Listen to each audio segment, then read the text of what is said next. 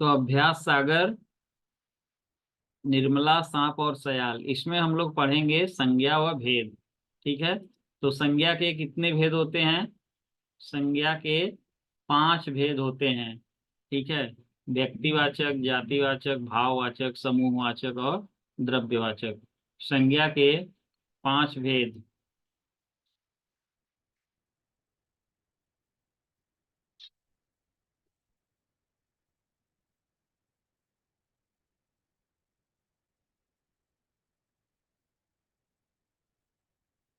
तो इसमें आप देख रहे हैं निर्मला, सांप और सयाल, ये संज्ञा है। किसी भी नाम को हम क्या कहते हैं? किसी भी नाम को संज्ञा कहते हैं। ठीक है। तो अब नाम तो बहुत सारे हैं, तो आप कैसे जानोगे ये कौन सा संज्ञा है? तो उसको 5 भागों में बांटा गया है। ठीक है। व्यक्तिवाचक, जातिवाचक, भाववाचक, समूहवाचक और द्रव्यवाचक। ठीक है। यहाँ देखिए कुछ पंक्तियां यहाँ लिखी हुई है। सयाल के पिता का नाम लहनू भाई भोया था। सयाल की मुस्कान बहुत प्यारी है। झोपड़ी के अंदर से उसकी माँ पुकारती है। निर्मला खुशी से उछल पड़ी। सयाल की बहादुरी देखकर निर्मला हैरान थी। अब इसमें प्रश्न है कि आपको जो संज्ञा है उसको लिखना है। तो इसमें संज्ञा देख लीजिए क्या क्या होगा। सयाल, पिता, सयाल एक नाम है तो ये संज्ञा होगा। पिता भी संज्ञा है, जातिवाचक लहनू भाई भोया, व्यक्तिवाचक संज्ञा है। संज्ञा के मैंने 5 भेद बताए हैं ना, तो उस पांचों में आपको इसमें से देखना है। ठीक है। मुस्कान भाववाचक संज्ञा, और यहाँ सयाल तो हो गया व्यक्तिवाचक संज्ञा। झोपड़ी जातिवाचक संज्ञा। माँ जातिवाचक संज्ञा। निर्मला व्यक्तिवाचक संज्ञा। खुशी भाववाचक संज्ञा। और बहादुरी, ठीक है, भाववाचक संज्ञा। ठीक है, ये हो गया आपका। तो अब इस पे प्रश्न है। यहाँ पे देखिए प्रश्न है इसके। अभी जो वाक्य आपने पढ़े उन वाक्यों में से संज्ञा शब्द छांट कर लिखिए। ठीक है। अभी जो वाक्य आपने पढ़े उसमें से यहाँ लिखना था, तो उधर आपने पढ़ा था अभी, उसमें से यहाँ छांट कर सब लिखना है। ठीक है। तो यहाँ पर जितने संज्ञा मैं बताया था यहाँ पे लिख लीजिएगा। अब प्रश्न संख्या 2 देखिए। प्रश्न संख्या 2। अब इन संज्ञा शब्दों के नीचे दी गई श्रेणियों में लिखिए। अब कह रहा है कि अभी आपको मैंने संज्ञा बताया, कितने संज्ञा है। अब व्यक्तिवाचक संज्ञा लिखना है, जातिवाचक संज्ञा लिखना है, भाववाचक संज्ञा लिखना है। ठीक है। व्यक्तिवाचक, जातिवाचक, भाववाचक। अभ्यास सागर, कुछ बच्चे अभी आ रहे हैं। अभ्यास सागर पाठ 3, इसमें संज्ञा और उसके भेद पढ़ना है। ठीक है। तो यहाँ देखिए व्यक्तिवाचक में क्या होगा। तो जो विशेष कोई व्यक्ति का नाम हो, कोई स्थान का नाम हो, जो विशेष हो, वो व्यक्तिवाचक में आएंगे। तो यहाँ देखिए सयाल एक लड़की है, निर्मला लड़की है, लहनू भाई भोया, ठीक है, लहनू भाई भोया सयाल के पिता हैं। तो ये क्या हो जाएंगे? व्यक्तिवाचक संज्ञा, क्योंकि एक नाम है। नाम अगर लोगे सोहन, मोहन, कृष्ण, श्याम, तो ये क्या हो जाएंगे? ये व्यक्तिवाचक हो जाएंगे, व्यक्तिवाचक हो जाएंगे। और जातिवाचक में देखिए पिता, माँ, झोपड़ी। पिता माँ झोपड़ी क्या हो जाएगा? पिता माँ झोपड़ी, जातिवाचक संज्ञा। भाववाचक में लिखिए बहादुरी, मुस्कान, खुशी। बहादुरी, मुस्कान, खुशी, ये हो जाएगा भाववाचक संज्ञा। ठीक है। प्रश्न संख्या 3। प्रश्न संख्या 3 देखिए। नीचे दी गई परिभाषा को पूरा कीजिए। किसी भी व्यक्ति, वस्तु, स्थान, जाति या भाव के नाम को संज्ञा कहते हैं। संज्ञा किसे कहते हैं? कोई व्यक्ति, कोई वस्तु, कोई स्थान, कोई जाति। ठीक है। व्यक्ति में तो व्यक्ति का जान गए आप, विशेष व्यक्ति हो, राम, श्याम, मोहन, पटना, वाराणसी, गया, सब नाम है। और वस्तु में वस्तु में क्या होगा, जैसे कोई वस्तु, जैसे पुस्तक का नाम ले लीजिए, रामायण, महाभारत, गीता, ना कुरान, बाइबिल, ये सब वस्तुएं में भी आ जाएंगे। और पुस्तक है तो उसका एक विशेष नाम है। स्थान में गया, पटना, बनारस, वाराणसी। जातिवाचक में जाति का पता चले, ऐसे शब्द बोले जिससे पूरे जाति का पता चल जाए ना। गाय, बकरी, भेड़, कुत्ता, मनुष्य, ना किताब, ये सब क्या है, जातिवाचक। भाव, जो भाव का पता चले जिससे, जिन शब्दों से, जैसे बुढ़ापा, बचपन, खुशी, बहादुरी, मुस्कान, ये सब भाववाचक हैं। तो इन सबके नाम को क्या कहते हैं, संज्ञा कहते हैं। ठीक है, इन सबके नाम को संज्ञा कहते हैं। आइए प्रश्न संख्या 4 देखते हैं। प्रश्न संख्या 4, नीचे दिए गए वाक्यों में व्यक्तिवाचक संज्ञा शब्दों पर घेरा लगाइए। अब व्यक्तिवाचक जान गए आप ना, कोई विशेष व्यक्ति का नाम होगा या कोई विशेष स्थान का नाम होगा ना, विशेष वस्तु का नाम अगर आ जाए तो उसमें व्यक्तिवाचक संज्ञा करिएगा। ठीक है। सयाल ने निर्मला को भाग जाने के लिए कहा, क में। तो यहाँ देखिए सयाल है, तो सयाल एक लड़की का नाम है ना, तो सयाल लड़की का नाम है तो व्यक्तिवाचक होगा। निर्मला एक लड़की का नाम है, व्यक्तिवाचक होगा। ठीक है, जब नाम आ जाए तो व्यक्तिवाचक में होगा। ख, दिल्ली भारत का दिल है, तो दिल्ली एक स्थान है। भारत भी क्या है, भारत पूरे देश का नाम है, तो देश का जो पूरा विशेष नाम ही है तो ये व्यक्तिवाचक में होंगे। ठीक है। और ताजमहल, ताजमहल भी एक विशेष जगह है, तो क्या होगा, व्यक्तिवाचक संज्ञा होगा। गंगा, गंगा क्या होगा, व्यक्तिवाचक संज्ञा होगा। ठीक है। नदी व्यक्तिवाचक नहीं होगा, नदी तो जातिवाचक है। गंगोत्री, गंगा जहां से निकलती है तो गंगोत्री क्या होगा, व्यक्तिवाचक संज्ञा होगा। रीना, पूजा, सीमा, ये तो नाम ही है, तो नाम तो व्यक्तिवाचक ही होंगे, तो ये यहाँ पे व्यक्तिवाचक को सर्किल गोला कर दीजिए। रीना, पूजा, सीमा। चलिए अभ्यास सागर का प्रश्न संख्या 5 देखिए सभी बच्चे। अब इसमें 5 में क्या करना है, नीचे दिए गए वाक्यों में जातिवाचक संज्ञा शब्दों पर घेरा लगाना है। जातिवाचक संज्ञा शब्द, ठीक है। जातिवाचक में अब यहाँ पे देखिए, यहाँ से जंगल बहुत दूर है, तो जंगल शब्द क्या है, जंगल शब्द जातिवाचक है। ठीक है, जंगल शब्द क्या होगा, जंगल शब्द जातिवाचक है, तो इसको जो है आप लोग घेरा लगा दीजिए जंगल को। सांप बड़ी जोर से फुफकारा, तो सांप, सांप क्या होगा, जातिवाचक संज्ञा होगा। ठीक है। अगर कोबरा सांप कहोगे तो व्यक्तिवाचक हो जाएगा। सांप तो सब सांप है, सांप की एक जाति है, उसमें सांप तरह तरह के हैं।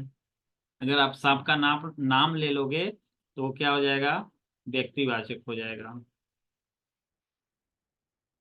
पेड़ों से फल लटक रहे हैं, पेड़ जातिवाचक होगा, पेड़ क्या होगा, जातिवाचक। फल जातिवाचक। हम भारत देश के नागरिक हैं, तो देश जातिवाचक, नागरिक जातिवाचक। ठीक है। कक्षा कक्षा में बच्चे बैठे हैं, तो कक्षा तो समूहवाचक हो गया, इसको तो लेना नहीं है। बच्चे, बच्चा क्या है, बच्चा शब्द जातिवाचक है। ठीक है, बच्चा शब्द जातिवाचक है।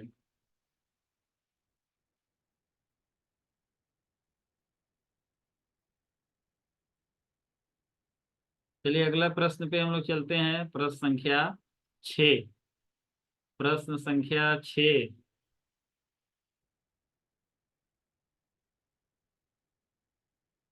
प्रश्न संख्या 6, नीचे दिए गए वाक्यों में भाववाचक संज्ञा पर घेरा लगाइए। अभी आपने व्यक्तिवाचक, जातिवाचक, अब भाववाचक पे घेरा लगाना है आपको।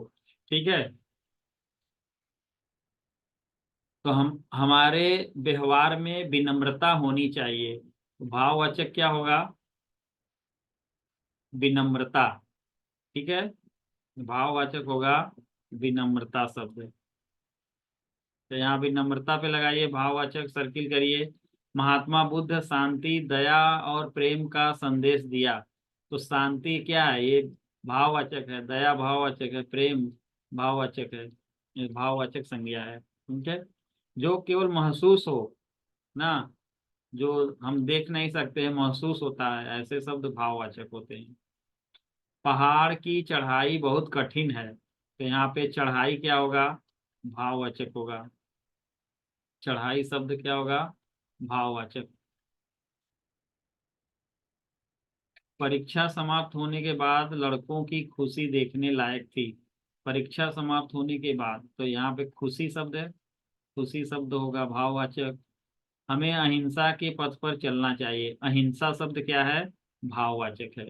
ठीक है, अहिंसा शब्द भाववाचक है। सो सर्किल कर लीजिए, गोला कर लीजिए आप लोग। और अगला प्रश्न देखिए,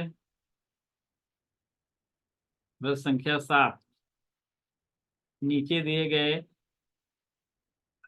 नीचे दिए गए शब्दों से भाववाचक संज्ञा बनाकर लिखिए। अब कह रहा है कि आपको यहाँ पे संज्ञा शब्द दिया है, लेकिन उससे आपको भाववाचक बनाना है। ठीक है, तो अमीर जातिवाचक संज्ञा है, इससे भाववाचक बनाएंगे तो क्या होगा? अमीरी होगा। ठीक है, अमीरी लिखिए। अमीरी। अमीर से भाववाचक क्या होगा? अमीरी। बुरा से क्या होगा भाववाचक? बुराई। ठीक है, बुरा से भाववाचक लिखिए बुराई। लंबा से भाववाचक होगा लंबाई। घ घ बच्चा से क्या होगा? बचपन। ठीक है, बचपन लिखिएगा पूरा। कुछ बच्चे बच्चापन लिख देते हैं, बच्चापन नहीं लिखना है, बचपन। लड़का का भाववाचक बताइए? लड़कपन। लड़का का भाववाचक लिखिए लड़कपन। क्रोधी का भाववाचक लिखिए क्रोध। क्रोधी से क्या भाववाचक होगा? क्रोध। दयालु का भाववाचक क्या होगा? दया। ठीक है, दयालु से दया। गरीब। गरीब शब्द संज्ञा है, जातिवाचक संज्ञा, उससे भाववाचक क्या होगा? गरीबी। ठीक है, गरीबी। गरीब से बनाइए गरीबी।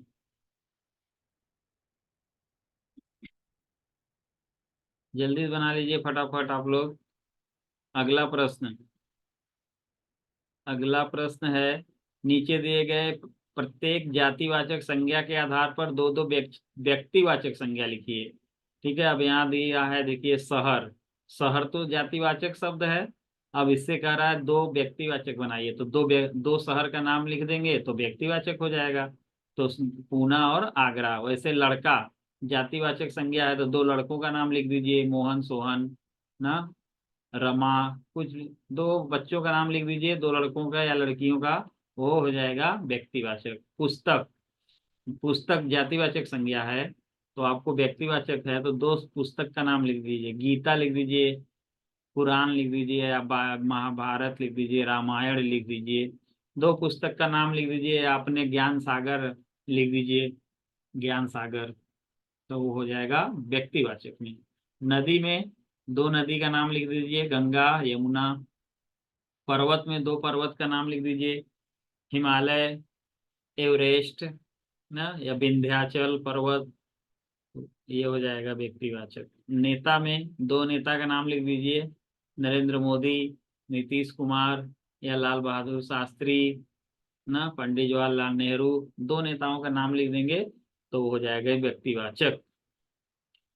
सेम उसी तरह का फिर क्वेश्चन है कि व्यक्तिवाचक संज्ञा इस बार दिया है, और आपको क्या करना है? एक एक जातिवाचक संज्ञा शब्द बनाना है। तो यहाँ देखिए, अब व्यक्तिवाचक दे दिया शीला राधिका, तो इस शीला और राधिका का जातिवाचक क्या होगा? लड़की। तो ऐसे आपको लिखना है। हिंदी तमिल, इसका जातिवाचक क्या होगा? ये भाषा हो जाएगा। ठीक है, हिंदी तमिल क्या है? भाषा है। भारत चीन, इसका जातिवाचक संज्ञा क्या होगा? देश। देश, यहाँ देश लिख दीजिए। और पंजाब केरल, इसका जातिवाचक संज्ञा हो जाएगा राज्य। बबुल पीपल, इसका जातिवाचक संज्ञा हो जाएगा पेड़। और रामायण कुरान, जातिवाचक संज्ञा क्या हो जाएगा? ग्रंथ। रामायण कुरान क्या है? एक ग्रंथ है। ठीक है, एमडी सिमरन खान।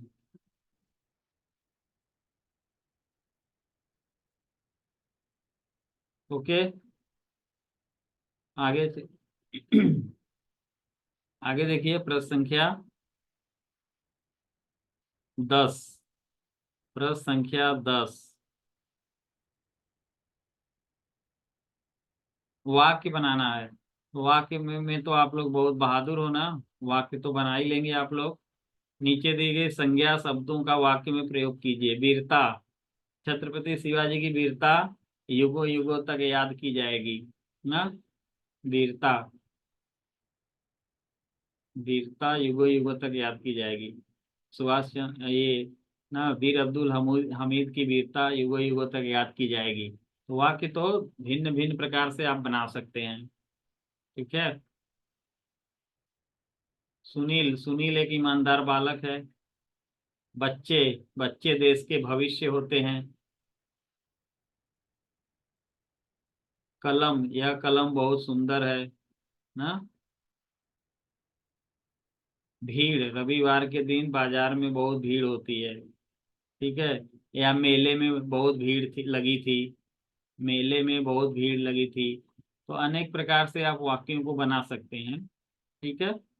तो हम लोग अगले प्रश्न पे चलते हैं। प्रश्न संख्या 11। प्रश्न संख्या 11 देखिए।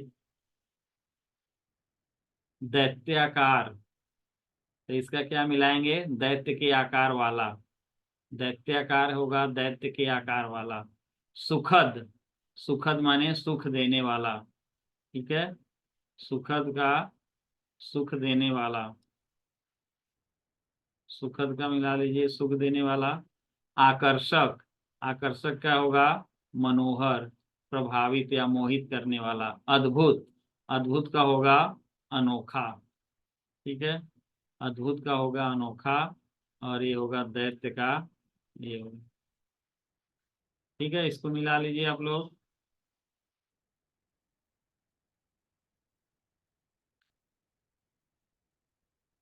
अगला प्रश्न। नीचे दिए गए शब्दों के दो दो पर्यायवाची शब्द छांट कर लिखिए। दो दो पर्यायवाची शब्द छांट के लिखिए।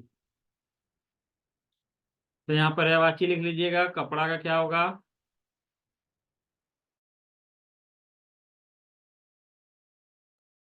कपड़ा का क्या होगा? वस्त्र, अंबर। कपड़ा का होगा वस्त्र अंबर। सांप का होगा ब्याल अहि। दैत्य का असुर राक्षस। दैत्य का असुर राक्षस। आंख का लोचन दृग। आंख का पर्यायवाची लोचन दृग। ठीक है, इसको आप लोग लिख लीजिएगा, लोचन दृग। अगला प्रश्न है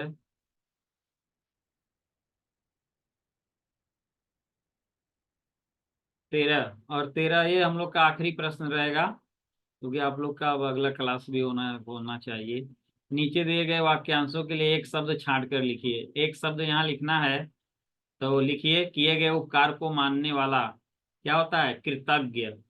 किए गए उपकार को मानने वाला, ये पहला होगा कृतज्ञ। ख, जिसका मूल्य अधिक हो, तो ये होगा बहुमूल्य। दूसरा नंबर बहुमूल्य।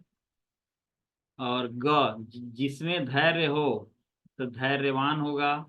तीसरा नंबर भय न होना। भय न होना को क्या कहेंगे? निर्भय। चौथा नंबर। और मीठी बोलने, मीठा बोलने वाला। मीठा बोलने वाला तो क्या होगा? मधुर भाषी। ठीक है, मधुर भाषी। तो आज के लिए बस इतना ही बच्चों। समय हो गया है हम लोग का। फिर अगले दिन हम लोग इसको पूरा कर लेंगे।